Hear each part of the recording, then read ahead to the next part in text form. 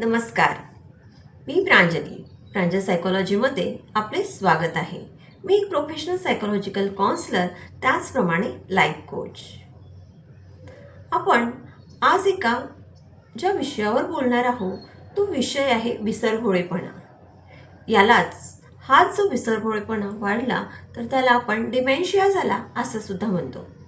तर या विसरभोळेपणा आपल्याला कसा कमी करता येईल, हे विसरण्याचं प्रमाण का जास्त होत आहे, तर आपण कुठल्या गोष्टीची प्रिकॉशन घेतली तर आपल्याला हा विसरभोळेपणाचा जो आजार आहे तो आजार होणार नाही, याबद्दल आपण आज माहिती घेणार आहोत. तर आपण 10 टिप्स आज आपण बघणार आहोत. तर आपण त्या 10 टिप्स हे आपल्या दैनंदिन जीवनाशी निगडित आहे. आपल्याला काही खूप वेगळं करायचं नाही आहे. तर जाणून घेऊया या कुठल्या 10 टिप्स आहेत त्या. पहिली टिप्स आहे की आपला आहार हा आपण आधीपासून म्हणतो की आपला आहार चांगला असणं खूप गरजेचं आहे. मग आहार चांगला असणं म्हणजे काय, तर आपण खूप छान चमचमीत रोज पुरणाची पोळी, गुलाबजाम, बासुंदी खाणं गरजेचं आहे का, तर नाही.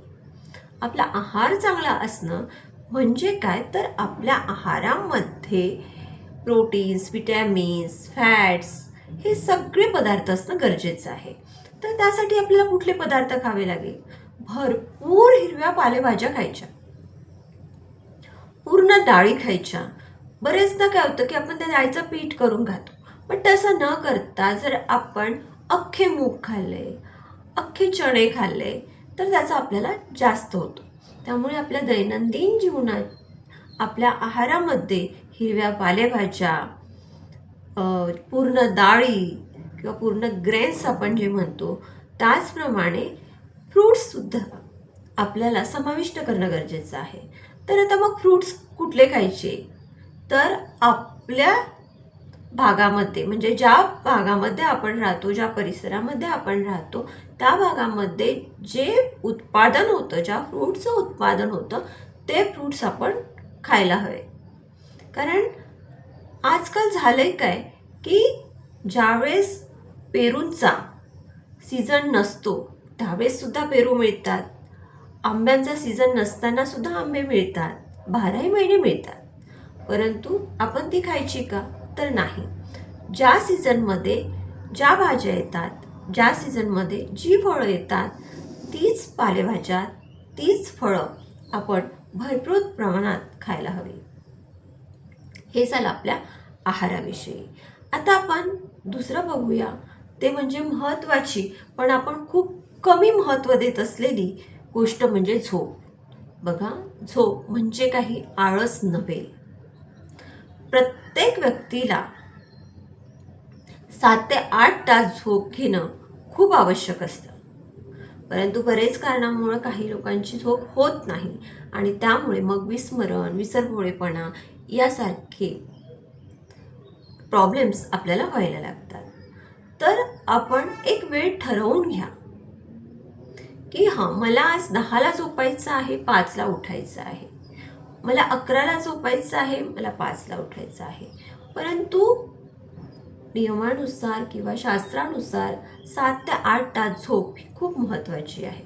झोपेमुळे काय होतं, तर आपला ब्रेन, जशी आपली बॉडी रिकव्हरी होण्याचं काम जसं झोपेमध्ये होतं, तसंच झोपेमध्ये आपला ब्रेन जे काही आपण काम केलं त्याला हील करण्याचं करतं. त्याचप्रमाणे जे काही आपण दिवसभरात बघितलं आहे, रीड केलेलं आहे, ते व्यवस्थित ऑर्गनाईज करण्याचं काम आपलं माइंड करत असतो. त्यामुळे आपल्याला शांत झोप घेणं गरजेचं आहे. तुम्ही अनुभवलेलं असेल की जेव्हा आपली झोप होत नाही तर आपल्याला दुसऱ्या दिवशी फार थकल्यासारखं जाणवतं, फार चिडचिड व्हायला लागतं. तर हे का होतं, कारण आपली झोप पूर्ण झालेली नसते. आपल्या मेंदूला विश्रांतीची गरज असते. जसं आपल्या बॉडीला विश्रांतीची गरज असते, तसं आपल्या मेंदूला सुद्धा विश्रांतीची गरज असते. तेव्हा झोप ही खूप महत्त्वाचा फॅक्टर ठरतो आणि ज्यावेळेस झोप पूर्ण होत नाही त्यावेळेस आपली विसरभोळेपणा सुरू होतो किंवा आपल्याला गोष्टी आठवायला लागत नाही. देन द नेक्स्ट इज की नियमित व्यायाम करणे. व्यायाम सगळ्यांमध्ये सांगितलेला आहे. तर व्यायाम म्हणजे काही तुम्हाला खूप कुणी कोच वगैरे लावून व्यायाम करायची गरज नाही. अगदी छोटे छोटे जे आपण लहानपणी आपण शिकत होतो त्यावेळेस आपल्याला एक पीटीचा पिरियड असाय, त्यावेळेस आपल्याला शिकवलेले छोटे छोटे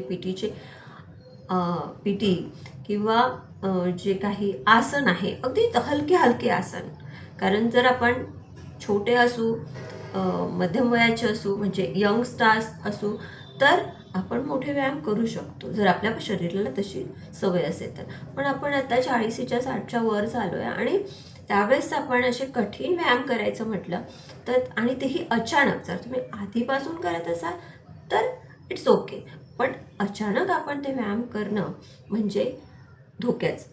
तेव्हा हलके व्यायाम करणे, त्याचप्रमाणे श्वासोच्छवासाचे काही व्यायाम असतात, breath in, breath out, breath hold यासारखे. त्याचप्रमाणे ध्यान करणे, योगा करणे यासारख्या गोष्टी आपल्याला आपल्या दैनंदिन जीवनामध्ये समाविष्ट करणं गरजेचं आहे. त्यामुळे आपली स्मरणशक्ती वाढते आणि जो काही आपला विसरभोळेपणा आहे तो नक्की कमी होतो. देन आपण एखादी माहिती आहे ती आपल्याला दीर्घकाळ टिकवून ठेवायची आहे. फॉर एक्झाम्पल आपण स्टुडंट्सचं उदाहरण घेऊया की स्टुडंट्स आहे त्यांना एखादा लेसन शिकवलेला आहे. तो लेसन स्कूलमध्ये शिकवला, त्याच्यानंतर त्याने 2 दिवस त्याचं रीडिंग केलं, नंतर त्याने 2 महिने त्या लेसनकडे बघितलेलंच नाही. तर काय होणार, तर जे काही त्याने रीड केलं होतं, जे लेसन त्याने रीड केलं होतं ते तो विसरून जाईल किंवा त्याला पुसट साठवेल, पण परफेक्ट आठवणार नाही. त्यासाठी काय आहे, त्याची पुनरावृत्ती होणं गरजेची आहे, म्हणजे त्याची प्रॅक्टिस होणं गरजेची आहे. तुम्हाला नेहमी नेहमी ते वाचावं लागेल, तेव्हा कुठं ते गरजेचं आहे. फॉर एक्झाम्पल एक दिवस आपण एखादी गोष्ट बनवली आणि त्याच्यानंतर आपण ती बनवलीच नाही, तर मग आपल्याला लक्षात राहते अरे मीठ किती टाकायचं होतं, अरे तिखट किती टाकायचं होतं. त्यासाठी आपल्याला तो पदार्थ नेहमी बनवणं सुद्धा गरजेचं आहे, तेव्हा तो परफेक्ट बनतो आणि आपल्याला कसं बनवायचं त्याची रेसिपीसुद्धा लक्षात राहते. देन आपण जाऊया की मेंदूचे खेळ. आपण बघा, म्हणजे मला आठवतं की आपण लहान असताना की जे पेपर यायचा आधी, टी व्ही न्यूज चॅनलचं एवढं नव्हतं जाळं, त्यावेळेस सगळ्यांसाठी पेपर हा खूप महत्त्वाचा घटक होतो. पेपर आल्यावर सगळेजण बसायचे की मला हे पान दे, मला ते पान दे करत. तर त्यामध्ये एक सुडोकं किंवा असायचं आणि आपण ते सोडवायचं, ज्याला आपण पझल असं सुद्धा म्हणतो. तर जे मेंदूला चालना देणारे जे गेम आहे ते गेम आपण खेळायला हवे. त्यामुळे काय होतं की मेंदू आपला तल्लख बनतो. कारण तुम्ही बघा, तुम्ही एकाच ठिकाणी बसून राहिलात, जर एखाद्या व्यक्तीला 1 महिना एकाच ठिकाणी बसून राहिले तर त्याची बॉडी कशी होईल, त्याचं शरीर अकडून जाईल. तसंच आपल्या ब्रेनचं पण असतं की जर तुम्ही तुमच्या ब्रेनला चालना दिल्या नाही तर तो ब्रेन तल्लख बनत नाही, तो गंजतो. सॉरी, माझं गंजतो आणि जगतो म्हणजे थोडासा नेहमी प्रॉब्लेम होतो. गंजतो की जगतो, ओके. तर त्याच्यावर काय होतं ना की धूळ साचायला लागतात. एखादी वस्तू आहे ती आपण वापरलीच नाही, मग काय होतं, त्यात गंज चढतो आणि ती निकामी होती. तसंच आपल्या ब्रेनचंही, आपल्या ब्रेनला नेहमी ॲक्टिव्ह ठेवण्याचा प्रयत्न करा. त्यासाठी वेगवेगळे बुद्धिबळाचे गेम खेळा.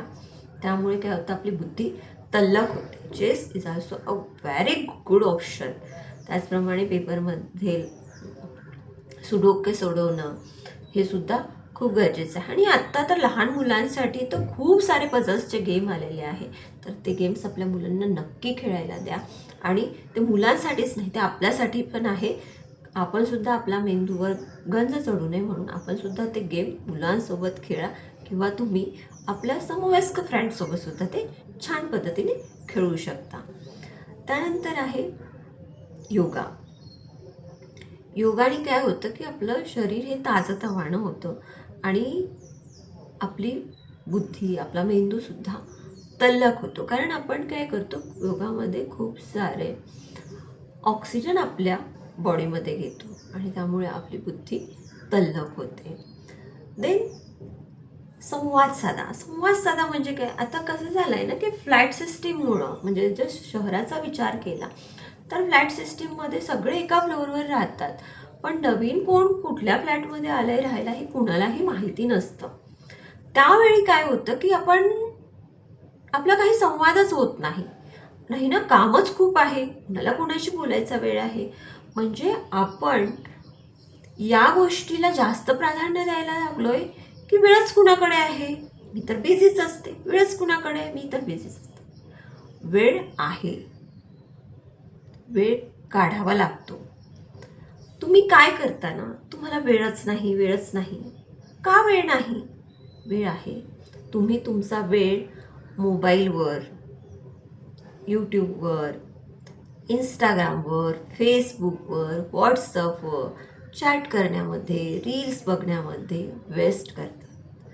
तोच वेळ आपल्या कुटुंबासोबत, आपल्या शेजाऱ्यांसोबत, आपल्या नातेवाईकांसोबत, आपल्या फ्रेंड सर्कलसोबत संवाद करण्यात घालवा. नुसतं मोबाईलवर संवाद घालून होत नाही.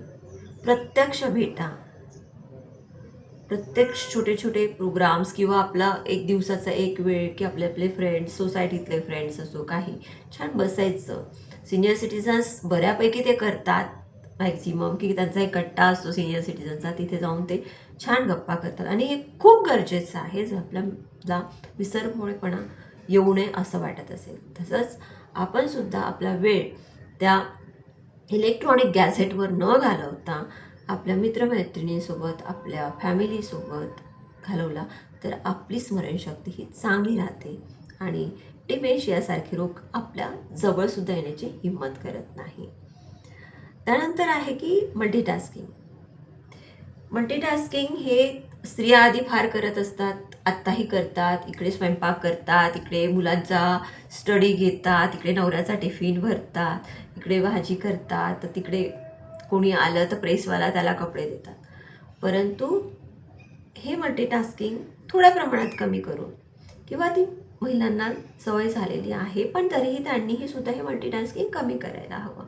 परंतु आत्ताचं जे मल्टीटास्किंग झालेलं आहे ते इतकं वेगळं आहे की आपण लॅपटॉप पण ओपन करतोय आणि आपण मोबाईल पण ओपन करतो, किंवा आपण लॅपटॉप पण ओपन करतो आणि दुसऱ्या हातात एखादं बुक घेऊन बसतो. तुम्हाला नक्की काय करायचं आहे? बऱ्याच जणांना असतं की त्यांचं वर्क जे असतं, मीटिंग्स असतात, त्या काय असतात ना, लॅपटॉपवर सुरू असतात आणि मोबाईल घेऊन ते आपले काहीतरी कोणासोबत तरी चॅट करत असतात किंवा रील्स बघत असतात किंवा काहीतरी इन्फॉर्मेशन रीड करत असतात किंवा व्हॉट्सअप बघत असतात, एक्सेट्रा एक्सेट्रा. त्यामुळे तुमची स्मरणशक्ती खूप खूप कमी होऊ शकते आणि तुम्हाला विसरभोळेपणा होऊ शकतो. तेव्हा हे या प्रकारचं मल्टीटास्किंग टाळा आणि एकाच कामावर फोकस करा. ज्यावेळेस तुम्ही मीटिंग करताय किंवा एखादा वेबिनार करता आहे, एखादं सिरियल बघता आहात, काहीही बघता आहात, गाणं ऐकताय, तर तुम्ही तेच करा. म्हणजे ती गोष्ट पूर्णपणे तुमच्या ब्रेनला जाऊन भिडेल. पण तुम्ही थोडं हे करताय, तो थोडं करताय ॲट अ टाईम, तर तुमचा ब्रेन डिस्टर्ब होतो, त्याला कळत नाही मी हे करू की ते करू, हे करू, आणि त्याला ऑर्गनाईज करता येत नाही. सो मल्टीटास्किंग टाळा. लास्ट बट नॉट लिस्ट की डिहायड्रेशन. भरपूर पाणी प्या.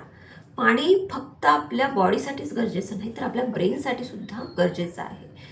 बरेचदा तुम्हाला म्हटलं की हां, भरपूर पाणी प्या, म्हणजे त्यामुळे ना तुमची स्किन खूप छान राहते, तुम्ही खूप टवटवीत, तुम्ही ते करता.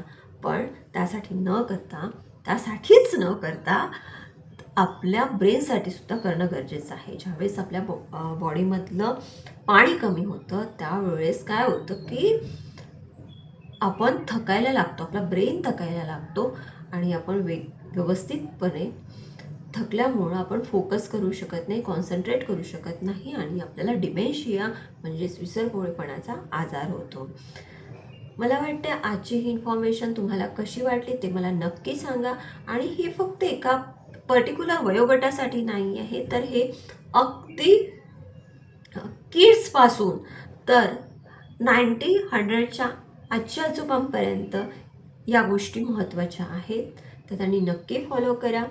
माझ्या प्रांजल सायकोलॉजी या यूट्यूब चॅनलवर जर नवीन असाल तर चॅनलला नक्की सबस्क्राईब करा. व्हिडिओ आवडल्यास लाईक करा आणि तुम्हाला हा व्हिडिओ कसा वाटला हे तर मला कळवाच, पण तुम्हाला जर काही डिमेन्शिया किंवा विसरभोळेपणाचे काहीही प्रॉब्लेम असेल तर तुम्ही मला 9270173481 या नंबरवर संपर्क साधू शकता. मी माझा नंबर स्क्रीनवर डिस्प्ले करते आहे, तो नोट डाऊन करा आणि मला संपर्क साधू आपल्या प्रॉब्लेमचं सोल्युशन मिळवा. तूतास इथेच थांबूया. धन्यवाद.